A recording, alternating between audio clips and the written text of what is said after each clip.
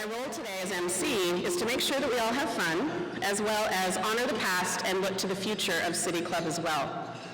Our primary purpose today is to welcome Pulitzer Prize-winning cartoonist Jack Ohman back to the stage to share his unique perspective on national politics, on Portland, and on City Club.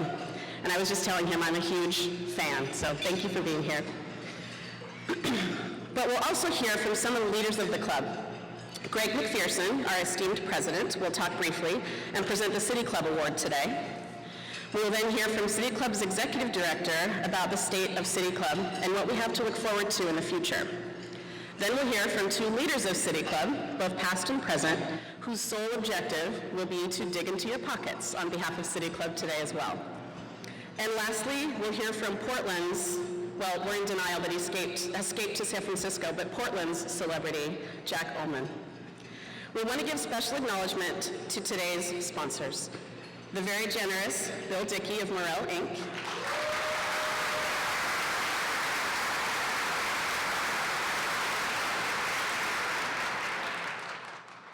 Also generous Jeff Hetherington and Family Care.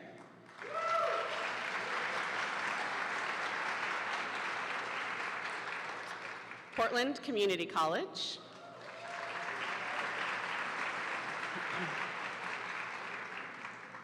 Wen McCormick.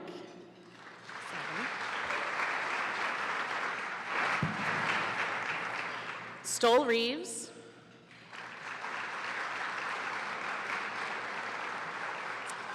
U.S. Bank.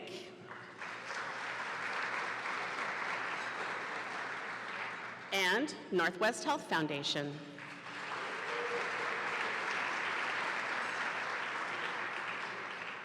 Finally, of course, I would like to acknowledge our elected officials in attendance today. I wanted to say that Governor Kate Brown came here to see me today, but apparently she's also a former classmate of Jack Ohman, so welcome, Governor Brown.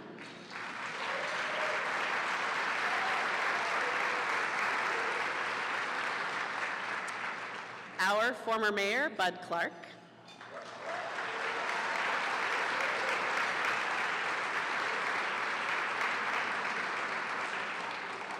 Chair Deborah Kafori.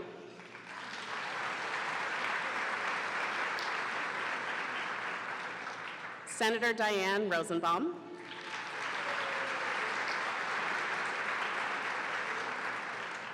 And Representative Lou Frederick.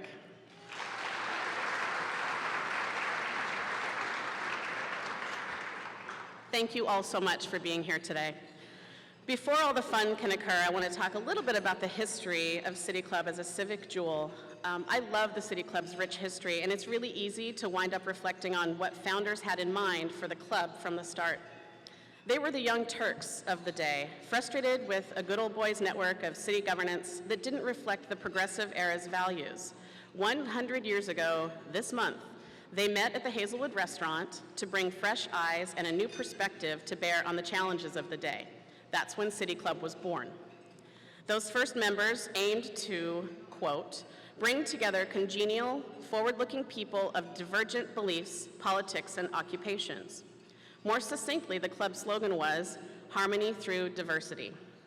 Within a few years of founding, City Club vigorously pursued research and programming. Quote, no mossbacks or drones were wanted, D.A. Norton, the club's first secretary, said. Every member served on one or more committees. Much of their earliest research focused on the changes in the city during World War I as thousands of shipyard workers arrived. It soon expanded. Over the decades, City Club members have researched the critical issues of the day, like proposed municipal forest park in 1945, fluoridation of the public water supply in 1955, and 6 more fluoride reports since. Domestic violence, everyone's business in 1997. And Oregon PERS, burdened by the past, poised for the future in 2011. Each of those shaped the policies and civic conversations of the day.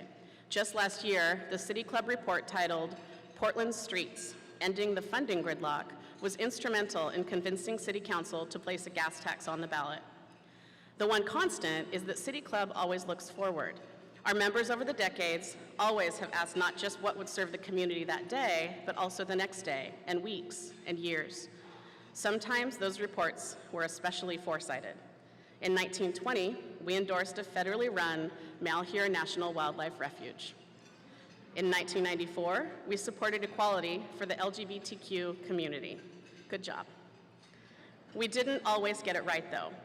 Our first Black member was not admitted until 1943, and the first woman in 1973. A 1935 club report on marriage endorsed sterilization in the name of eugenics.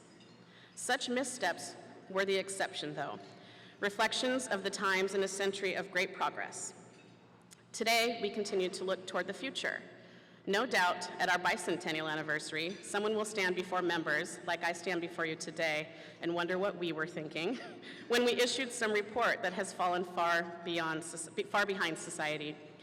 What they will be able to say, however, is that we have remained true to the mission, that we pursued harmony through diversity, and that City Club is still the conscience of a city.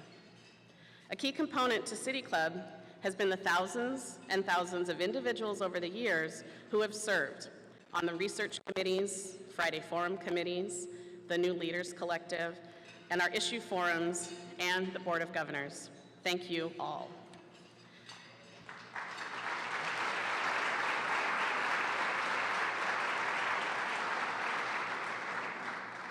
It's my pleasure now to introduce you to our current president, our Centennial president, Greg McPherson. Greg McPherson, I'll tell you about him first, was elected incoming president of City Club in 2014 and began his tenure last June. Greg's a lawyer with Stoll Reeves and chair of Oregon's Land Conservation and Development Commission.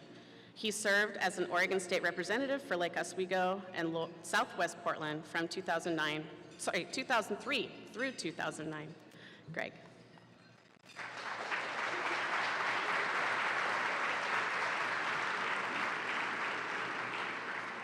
Thank you, Lisa. The founding members of City Club 100 years ago declared its mission to inform its members and the community in public matters and to arouse in them the realization of the obligations of citizenship. These founding members knew they were starting something important, but they probably did not anticipate the great institution that they began. Premier public forums on current events, authoritative research reports on issues of community concern, and informal events where civically engaged people gather. These are the many reasons why I'm a member of City Club. The work of City Club depends on the energy, talent, and commitment of its members. To help encourage this investment by members, we give awards. The one with the longest term perspective is called, unimaginatively, the City Club Award. It's given to a person of at least 10 years continuous membership for long-standing service to the club and the community. Now, I'm not going to keep you in suspense while I describe the recipient of the City Club Award today, but please hold your applause while I announce the name, and then I'll tell you why he's getting it.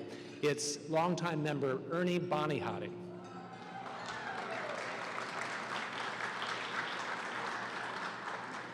He was born in Austria in 1924 to a Jewish family that fled the Nazis, coming to Portland when he was 15. Despite immigrating when he was well on toward adulthood, Ernie mastered English and the culture of his new home. He graduated from Reed College and then Columbia Law School. Ernie has been a member of City Club continuously for over 60 years. His club work over those many decades includes serving on the Board of Governors in the 1950s, on a 1970 study committee on management of the zoo, and on a 1972 study committee recommending that personal use of marijuana be decriminalized and regulated by the state. Some City Club recommendations take a while to come to fruition. In addition to his City Club work, Ernie served on the Board of Trustees of Reed College for many years and chaired the Freedom of Speech and the Press Committee for the American Bar Association. Recently, Ernie described to me his early experiences in City Club before the admission of women. There was an annual dinner in those days, and one year it featured the British ambassador as speaker. Members were told it was okay to invite their wives to the dinner, but admonished that they must come wearing white gloves and a hat. Later, the club took several votes on admission of women in membership before the required supermajority was obtained. Ernie recalls that one of the arguments made by some older members was that the women would show up for Friday Forum lunches early because, of course, they didn't have jobs, and would take the best seats at the front of the room. But the progressive values of Ernie and other club members eventually prevailed. It is due to the long-term involvement and support of Ernie and his ilk that City Club has endured and prospered for a century. A few years ago, the City Club Award was twice given posthumously. I am delighted to say that Ernie is here today, 92 years young, to receive this most well-deserved honor. Please join me in showing our appreciation for Ernie Bonihaty as I take the City Club Award down to him and present it.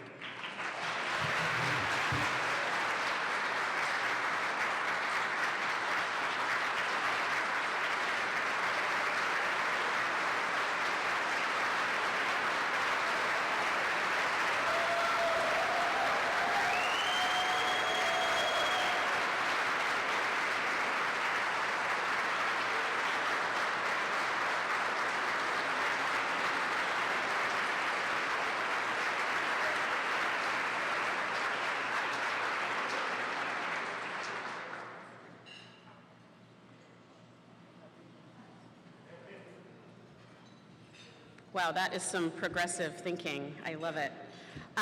Thank you, Greg, and congratulations, Ernie. That's amazing. Before we move on, it's been pointed out to me that there was one acknowledgement we missed earlier. Some of you are really excited about this one. Please thank the Cellar Door for donating the wine for today.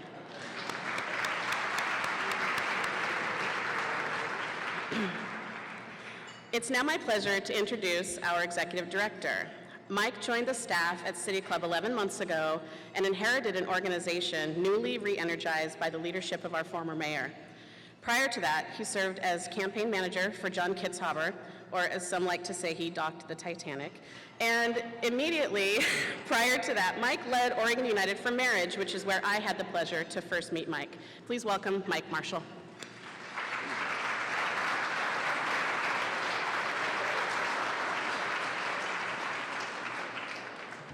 Thank you, Lisa. Good afternoon, everyone, or ahoy, I suppose, with that introduction. As she said, I am, in fact, I have the honor and privilege of serving as the executive director of what is truly an extraordinary organization.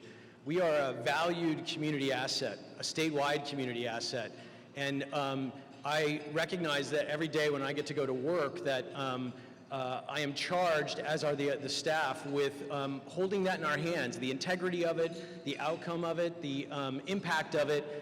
We have a 100-year legacy that every day we have to protect and we have to expand. And so let me just begin by asking all the staff that are here and maybe some former staff as well as our consultants to stand so that they can be acknowledged.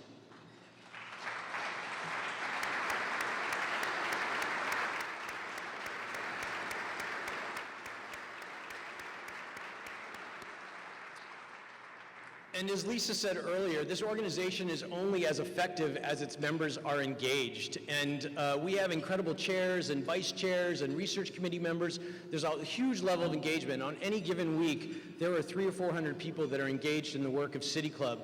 But there's one group that had the foresight and imagination to hire me, but more importantly, on a daily basis, are committed to the legacy and the future of City Club. And I'd like to ask all of the members of the Board of Governors to stand and be acknowledged.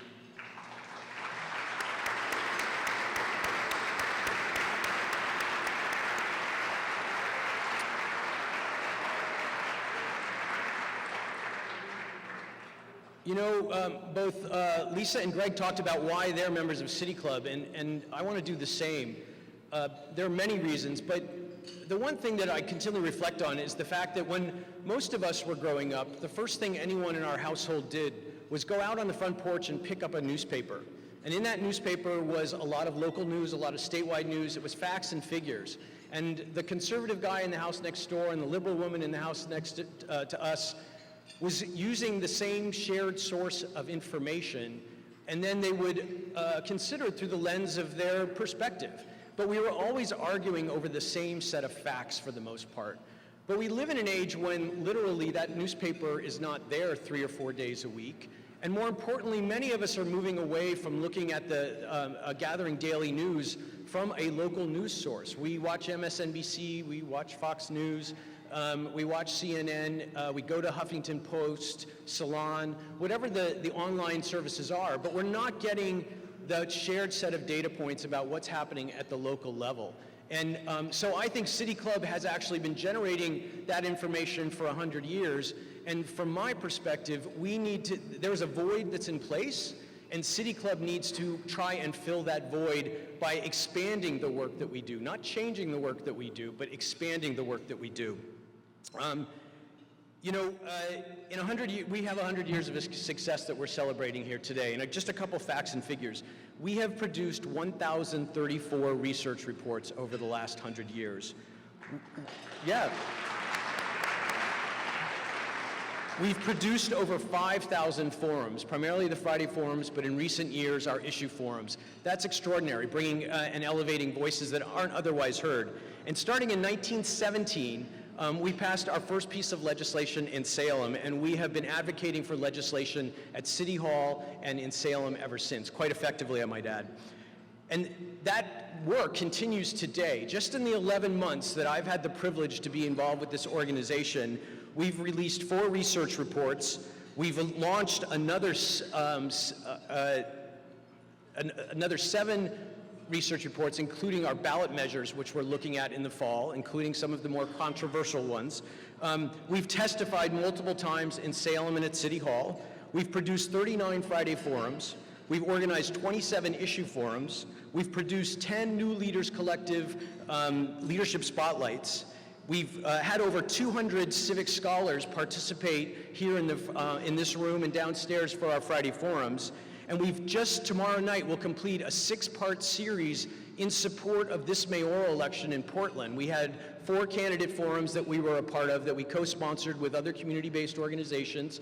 We had a civic drinks where we invited all of the candidates. There were 9 of them out of the 15 that showed up. And then tomorrow night, our Government and Public Policy Issue Forum is doing a program ultimately trying to ask the question, why do we have a series of one-term mayors? That's the work that City Club is doing in 2016 to be relevant, to be better connected, and actually to be more influential. But as I said earlier, we have a void that we are trying to fill, and in order to do that, we need to do more of everything. We need to be able to do more research. Instead of 3 major research projects a year, wouldn't it be terrific if we were able to do 6 and have the advocacy committees that follow along with that work? We need to build more media partnerships. One of our most valued assets is our relationship with OPB, and we need to try and expand that. On any given week, like tomorrow evening, the issue forum that will be held on the one-term mayors is in fact not going to be broadcast in any way, shape, or form. We need to get into the podcast business. We need to be recording all of these programs. The content's extraordinary, and we need to figure out how to share it with more of the public so that they can be informed. But in order to do all of that, we need to expand our membership. I'm happy to report that as of February, we hit the 2035, I believe, membership mark. Yep. I think it's been since the 60s or 70s since we've had membership that large. We need to get to the 3,000 mark if, in fact, we want to expand what we do and be more impactful. And we need to develop a much more diverse membership. We need to be intentional about it. We need to be focused. We need to allocate resources. In our last survey of our members, we learned that 14% of our members identify as belonging to communities of color. That's great, that's progress, but in fact, 1 in 4 residents of Portland are from communities of color. We need to reflect that, because only then, if only our membership reflects the people of Portland, can we actually do the good work of supporting the future for the people of Portland.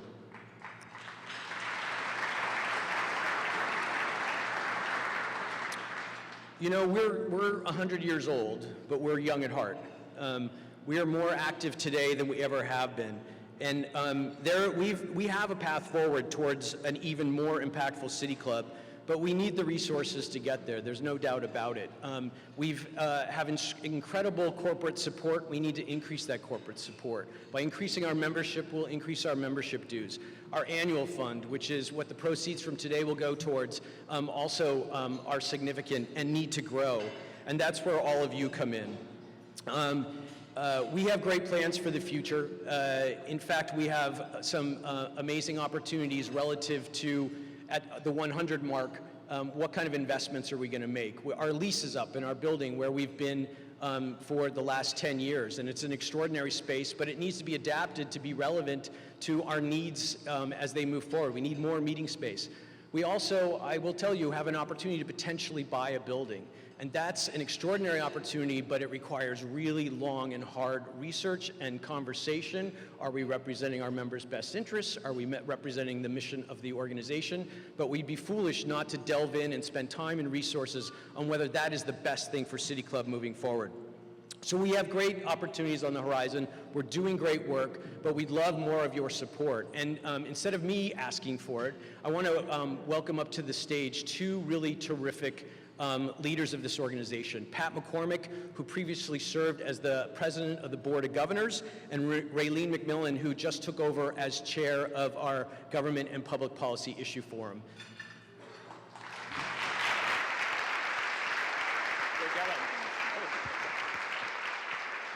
Thank you, Mike. Hello, folks. As Mike said, my name is Raylene McMillan. I work in government relations for Portland State University. I'm a lifelong Oregonian, and I've been an active City Club member since 2012. Pat and I were asked to talk briefly to you about why we are members of City Club. And despite any perceived generational gap between Pat and I, what we discovered is that we've actually got a lot in common in terms of what draws us to the club. City Club breathes its motto and its vision into everything it does. Inside of me lives a self-proclaimed civic engagement nerd, and this part of who I am is deeply fed by the work that I do with City Club. As a member, I get to help create and hold space for crucial community conversations and help enrich public dialogue on a variety of topics. Moreover, the professional development opportunities available to City Club members are numerous. I and the dozen or so folks that I've recruited into membership over the last 4 years have benefited from these greatly. But I'll say that the thing that I'm most proud of City Club for is its commitment to expansion of its social justice lens. And this isn't about giving lip service to programming, but about reshaping the way that intentional outreach and inclusion are approached. Those meaningful conversations are happening right now, and it's a very exciting time to be a member of City Club.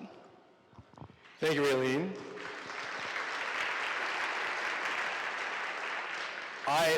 And with apologies to Ernie, who's been a club member so much longer, I've been a club member since 1969.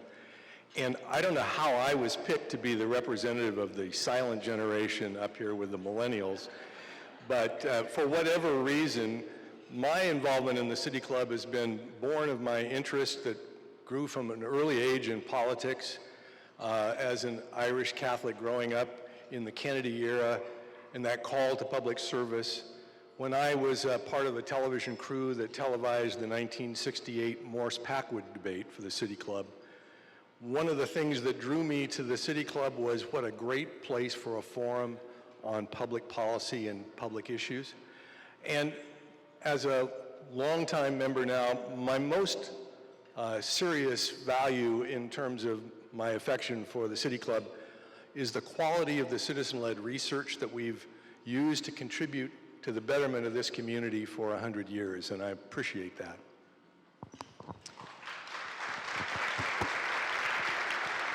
So Pat and I know that we're standing in the way of you and our Pulitzer Prize winner, Jack Ohman. However, we do have something really fun we'd like you to engage in with us here.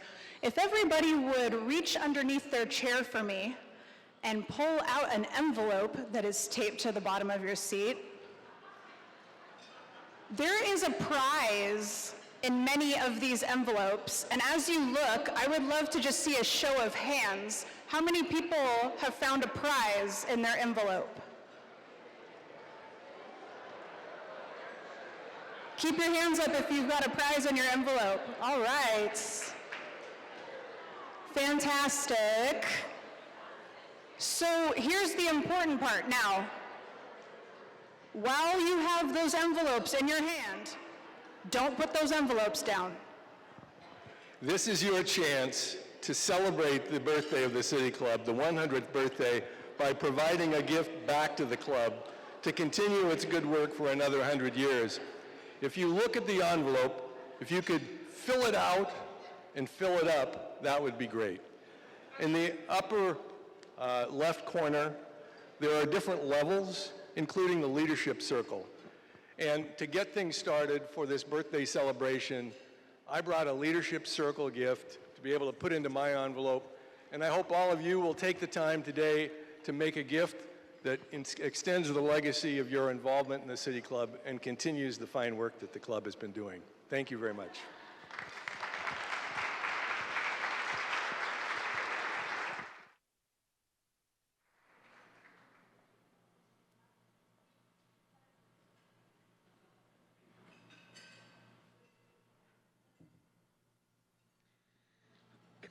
Thank you, Raylene and Pat, and thank everyone who's going to give so generously today. We appreciate it. And now the moment you've all been waiting for. We're about to hear from Jack Ohman, America's latest Pulitzer Prize winner for editorial cartooning. Jack will also take some questions when he's done speaking. Ohman worked as a political aide for the Minnesota Democratic Farmer Labor Party, DFL, during his high school years in Minnesota. At age 17, he worked at the Minnesota Daily, the student newspaper of the University of Minnesota. Then at age 19, Ohman was the youngest cartoonist ever to be nationally syndicated. His first daily newspaper job was at the Columbus Dispatch, where he was hired in 1981. He then moved to the Detroit Free Press in 1982 and to the Oregonian in 1983. In '86, through sales of copies of his cartoons about the Space Shuttle Challenger accident, Ohman raised over $30,000 for the families of the astronauts. It was the 5th largest private donation in the United States. In 2001, he raised over $30,000 for the United Way September 11th Fund as well. In 2006, Ohman was voted one of the top 5 cartoonists in the United States by the readers of The Week magazine. In October of 2012, it was announced that Ohman was stepping down as the Oregonian's editorial cartoonist. He then moved on to the Sacramento Bee in Sacramento, California. And just last week, we're so lucky to have him here, it was announced that he had won the Pulitzer. Ladies and gentlemen and City Club members, please welcome back to Portland, Jack Ohman.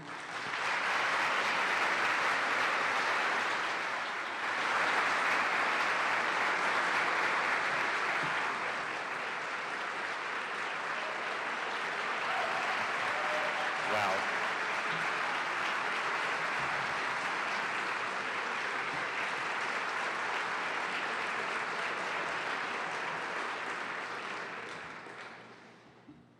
Thank you so much. Happy birthday, and it's great to be home. First of all, I'd like to give you the 7th fluoridation report. Second, I'd like to apologize to any women I've dated in the audience.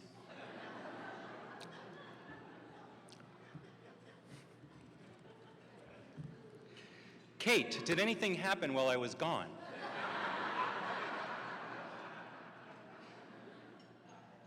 Somebody said they changed the name of the governor, but I thought they meant this hotel.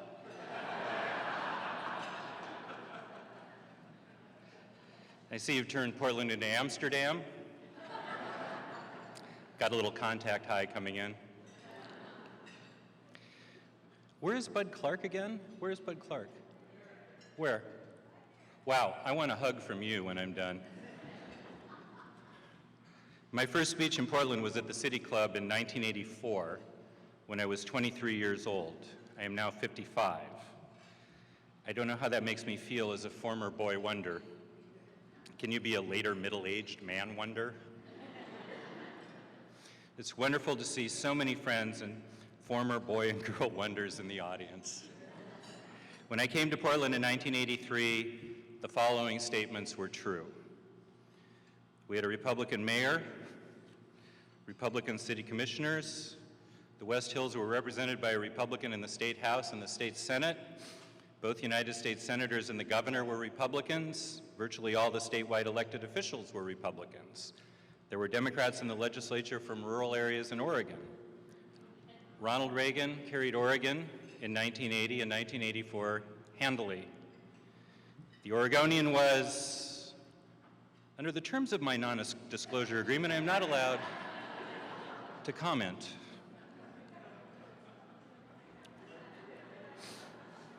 There was no Portlandia. There was no Pearl. There was no Pioneer Courthouse Square. No one discussed coffee. Lars Larson was an objective news reporter.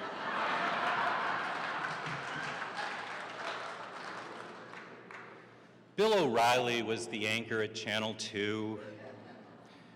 Tracy Berry was on the air. No, wait, that's the same.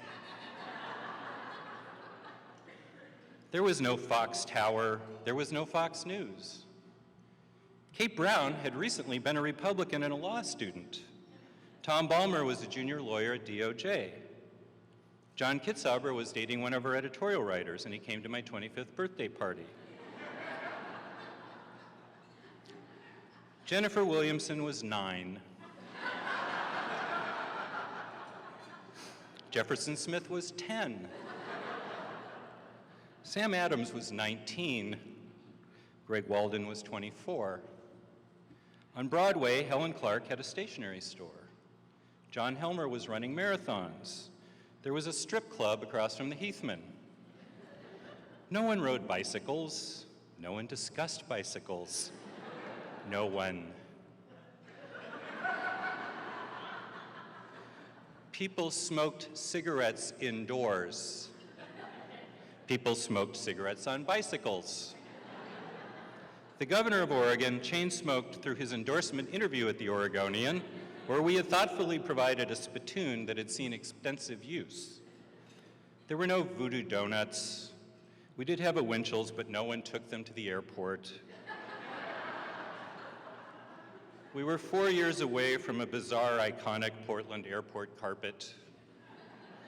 Tektronix was the largest employer in Oregon. The Roshnishis operated a hotel by the Safeway. There was no Nike campus. The Trailblazers played in Memorial Coliseum. Phil Knight had not yet executed an armed military takeover of the University of Oregon.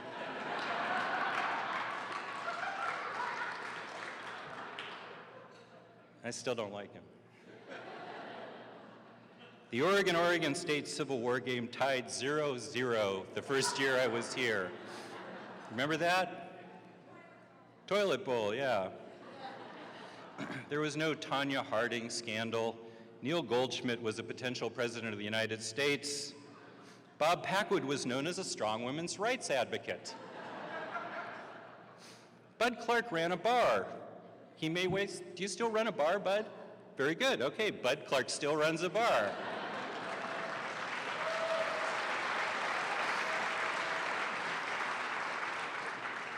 I spent many hours at that bar. Earl Blumenauer was a Multnomah County commissioner. Ernie Bonahati had only been in City Club for 33 years. There was no internet. There were no cell phones. There was no kale. Now I know this is all pretty actuarially sobering, but most of us are still here and we look okay for our age, as does City Club. I came out here on October 23rd, 1983. David Saracen and I started on the same day at the Oregonian, and he's here today.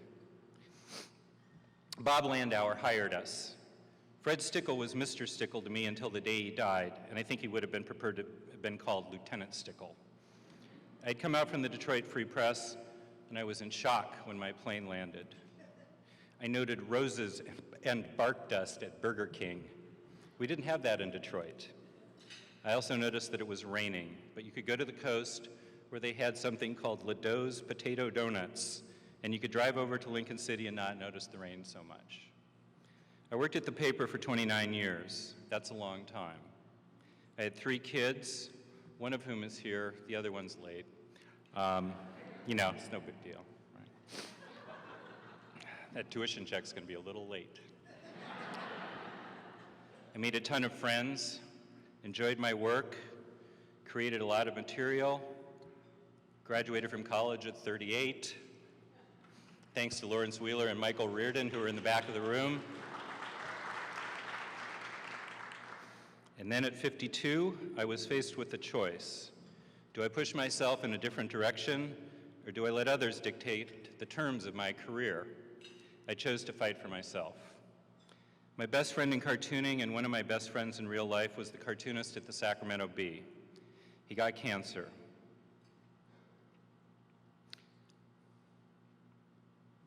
He was tall and athletic and funny, one of life's natural winners. His name was Rex Babin. You would have loved the guy, and I did.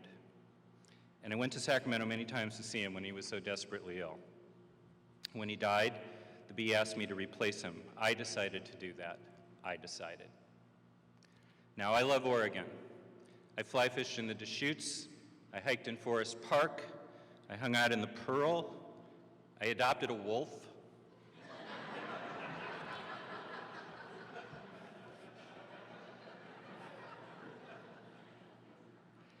I experimented with different hair colors. Got a degree at Portland State, backpacked in the Cascades, lived the fabulous Beaverton lifestyle, and learned to pay more than a dime for coffee. I became friends with many vivid Oregon originals like Tom Vaughn, Senator Hatfield, Chet Orloff, Earl Blumenauer, Carrie Timchuk, Jim Rice, David Saracen, Peter Carlin, Bob Van Brocklin, Jonathan Nicholas, Vivian McInerney, Sarah Perry, Maureen Newberger, and so many here in this audience. I just see so many friends here, and it's so moving that you came. And so many others, really too countless for me to name up here. I watched my father move to Oregon when he was my age. He became a University Club regular. He grew old in Terwilliger Plaza. I took care of him, and then he died.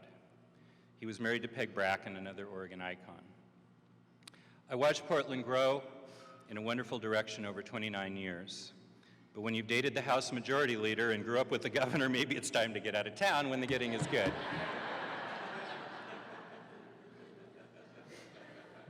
She's not here, is she? No. In life, sometimes you must know when it is time to exit the stage and try something new. And California is new. People ask me what the difference between Portland and California is. Well, first, Californians think Oregon is California's northernmost county. Oregonians are obsessed with California.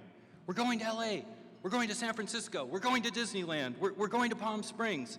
They're coming to buy our real estate, and they're sticking our pages together so we can't read them, and they're going to take our water. And we are, incidentally. We are coming to take your water.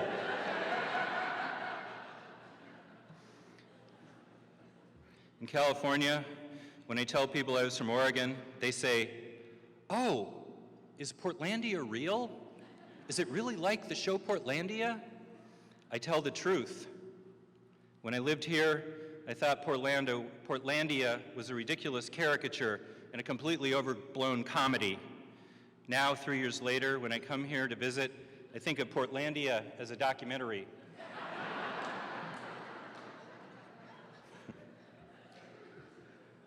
Oregon has some things in common with California that comfort me.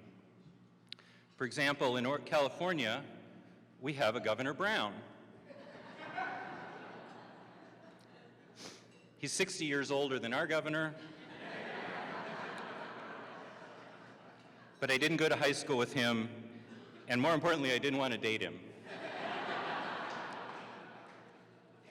Our Governor Brown is way different than your Governor Brown. Our Governor Brown would be charitably described as aloof. Have you ever had one of those? Your Governor Brown will come over and cut your lawn and clean your garage and walk your dog and ask you if you need anything at Trader Joe's.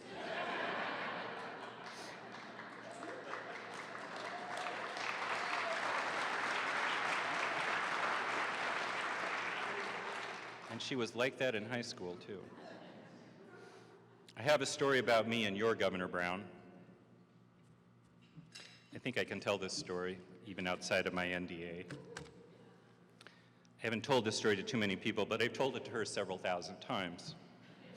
In 1986, was it 1986 that you ran for the legislature? Okay. What, huh? Time flies, right? In 1992, she decided to run for the Oregon legislature. She was running for Judy's shipwreck seat.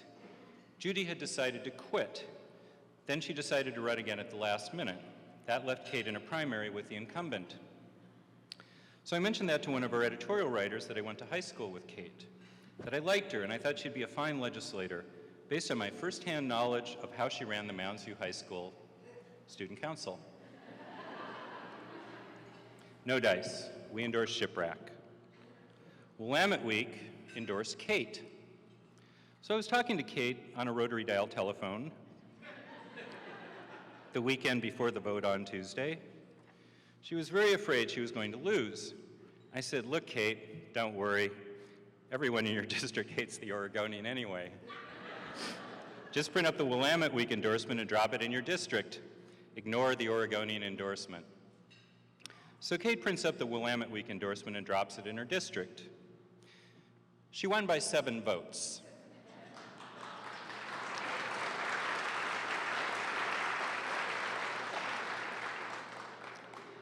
I'll take that next U.S. Senate seat appointment, please. And you'll have a good time with Blagojevich and Supermax in Colorado, too, so. Of course, I still do follow Oregon politics a bit.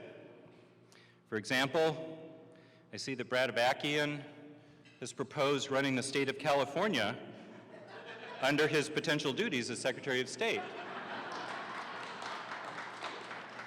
That'll be nice, we need the help. I miss clean Oregon politics. In California, we had 3 state senators resign in 2014, but only one of them was gun running.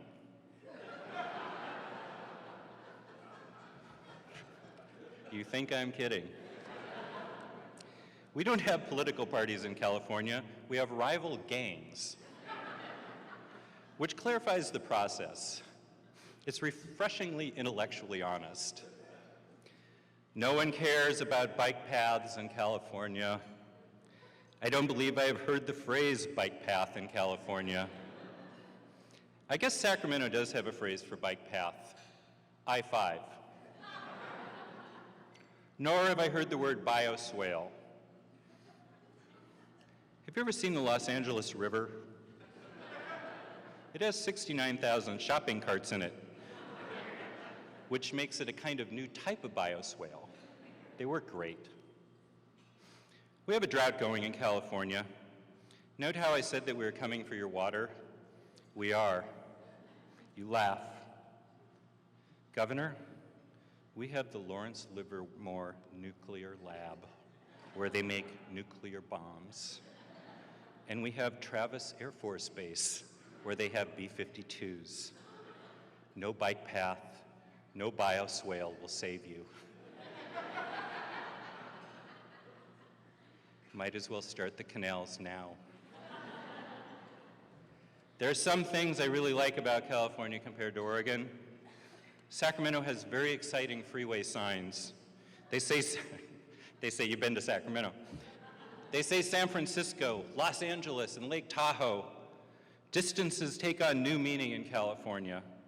Oddly, all the freeway signs say it's 399 miles to Los Angeles.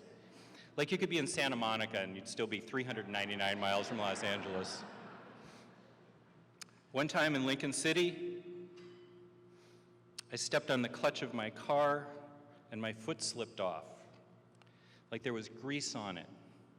I'm like, what the heck? It turned out it was a 6-inch slug on the pedal. That never happens in California. In Oregon, people talk about the rain. In California, we talk about your rain. When I come to Oregon, I take 2-hour showers and drink at the Simon Benson fountains every block. One thing that Oregon and California share is OR7. OR7 wanders between Oregon and California all the time. OR7 enjoys both Oregon and California and travels often between the two states. OR7 has kids in Oregon like me and a lot of friends in Oregon like me. It is possible to love both Oregon and California. So like OR7, I left Oregon for California, but you'll see me up here again a lot with OR7 because we both have kids up here. I miss you all. I love you. Thank you for having me here once again at a special moment in my life. And I have one bit of advice. Please be careful of your clutch pedal. Thank you very much.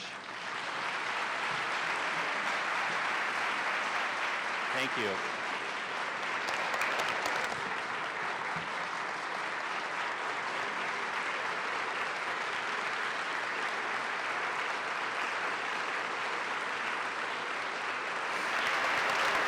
Thank you.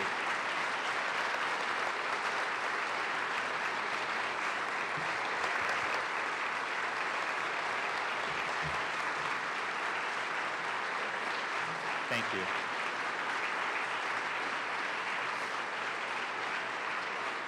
Thank you so much.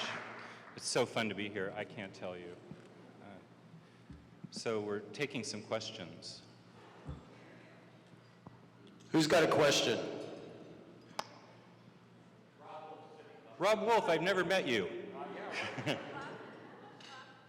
I'm sorry. Rob Wolf, City Club member. Welcome back, Jack. How is life in Sacramento? Go ahead. How is life in Sacramento? What's it like comparatively? How is life in Sacramento and what's it like compared to here? My handicap went down 13 strokes. Sacramento has Portland aspirations.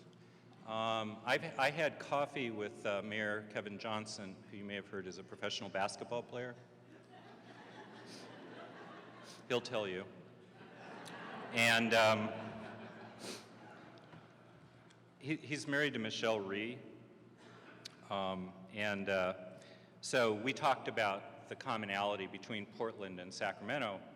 And I said, well, you know, we have, the cool thing about Portland, I think, is that there are 100 small things that make Portland cool. There's not like one big thing. I mean, down in Sacramento, we're about to build an arena for the Kings, and I told him that when we built an arena here, nobody really cared. You know, I mean, it was, so what, right? But everybody here is like, look at these fountains on the street, you know, and look at that path up to Forest Heights, and, you know, these little things that make Portland so cool. So consequently, he hasn't done anything that I've asked, and he built the new arena.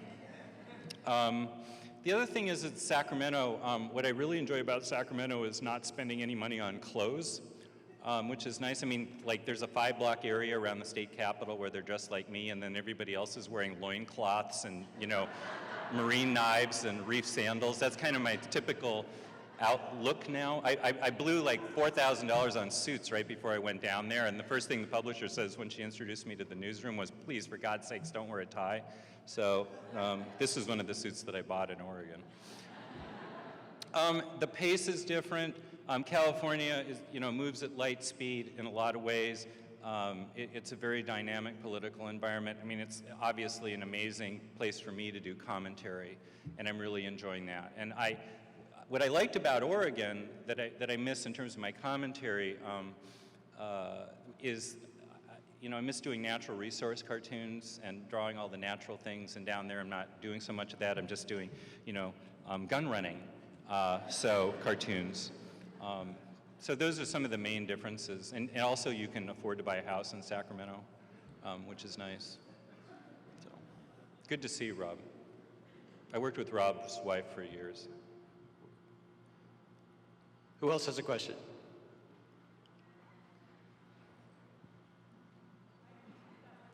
Elaine Kogan, a City Club member, welcome back. Do you care to make any political predictions, local or state or national? I didn't quite catch that, Elaine. I'm sorry. Do you care to make any political predictions on any Political level? predictions? National predictions? Yes. Oh, okay. Well, somebody with really unusual hair, which I'm normally not, negative about, probably is going to be the Republican presidential nominee. So don't worry, you don't have to, nobody in Portland votes Republican anyway, so that's not going to be a problem. He's going to be catastrophically defeated in a way that may be like McGovern-esque. I mean, I've been looking at some of the crosstabs on that. It's hard to make predictions. I think in 2007 I predicted that John Edwards was going to be the nominee, so I'm not really the best guy to, ask that question, but that's my only prediction. Yes? Ted Kay, City Ted. Club member. Jack, congratulations Good to again see you. on your Thank Pulitzer you. Prize. Would you tell us who the 3 people you like to draw most are? What was that again? Who are your 3 favorite subjects to draw? Oh, wow, my 3 favorite subjects to draw. I mean, I have to say, standing up here, I feel like I'm, Lou Gehrig. Today, I consider myself the luckiest man. It's hard to hear, so anyway. Only people my age or older are going to get that right. There's like a bunch of 35-year-olds, like, what the hell is he talking about?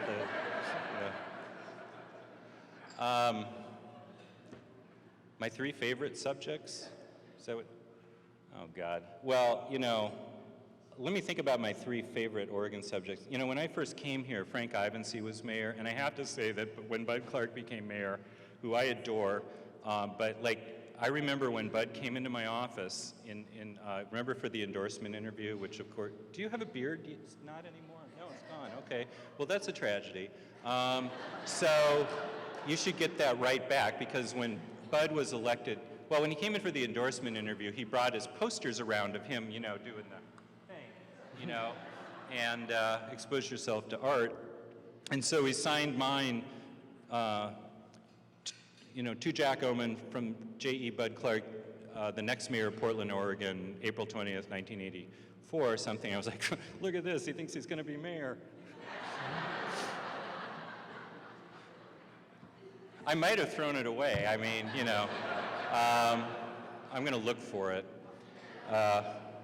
And then, having Jerry Brown as my main character, this is like having Eisenhower as governor or something. I mean, he's just like from another era. And he also conveniently has a corgi, which I've kind of OR7ized. I'm probably the only cartoonist in American journalistic history to win a Pulitzer for drawing a dog. So, and the 3rd subject, let me think. When I was up here, there were so many vivid characters, but it's hard to top Wes Cooley. And,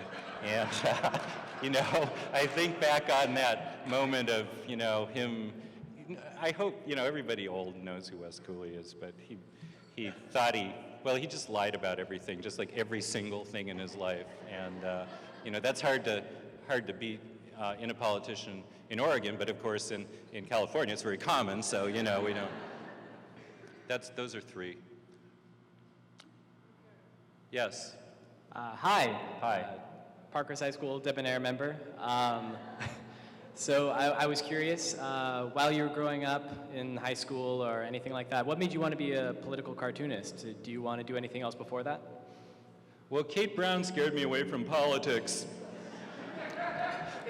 I have to tell you, this is a very interesting relationship because that I don't talk about very much, but I really tried to destroy Kate Brown's political career in high school, and not that I was really perceiving that she was going to actually go on into politics, because as Kate can tell you, everybody just knew I was going to be president of the United States, and so there was this little contretemps in the city student council where I was trying to rewrite the Constitution so that I could become president of the student council, which I'm now profoundly embarrassed by, but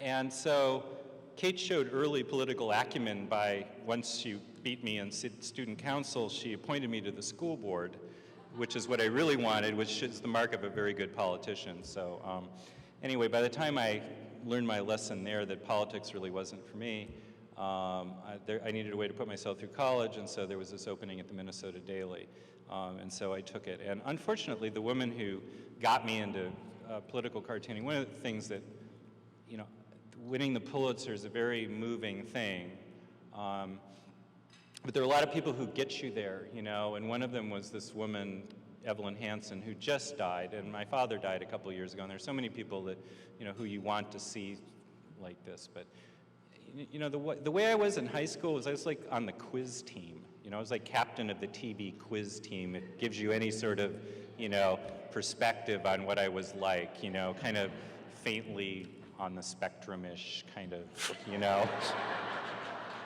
draw, you know, good at art, you know. Hair was just as weird. Yes? You might do better without a microphone at this point.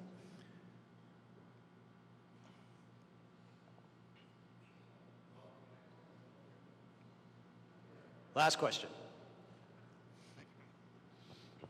Paul Meyer, member of the City Club for 62 years. 62 years? That's nothing. When the City Club was founded 100 years ago, this was an overwhelmingly conservative Republican state, as was California. Today, those are quite different. To what do you attribute that change? The water or the lack of water? What was the last part again? Oh. Well.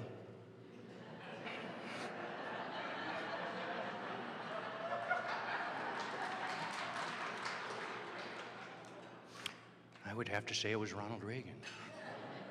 I mean, I think that had a lot to do with it. No, it's hard to say. I think Portland has become, or Oregon has become more diverse, and California has become more diverse. I think that has a lot to do with it. And we're less rural, we're less timber dependent in Oregon, we're more, we're have higher education. There's so many different factors in Oregon anyway. I know this is starting to sound very much like a City Club report, so I don't want to go, you know, too much into this, but I just think, you know, in a way, the country's getting more liberal in general, and it is polarized. It's getting more and more polarized, and that's very disturbing. But you know, I think in a way, you know, when people say liberal now, it's pejorative. And the way I think about the way the country has progressed is that it's progressive. I think even people who are, you know, quote, conservative people, you know, accept that, you know, black people can go to the, you know, used restrooms. You know, I mean, think about when I was born in 1960, I mean, that was like a completely different era. I mean, there was segregation. People were being beaten in the streets, and now it's like even, you know, I can assure you that Lars Larson probably, you know, doesn't have a problem with 99% of the social reforms of the 1960s. So we've all kind of moved along here. So there's your long answer. But I'm done, I guess, right? Okay. Well, thank you so much. Thank you.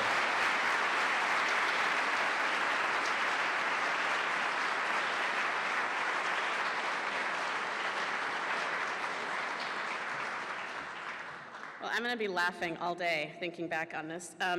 First of all, I want to remind everyone, if you have an envelope filled out, there's a couple options for you. There's large white envelopes on your table.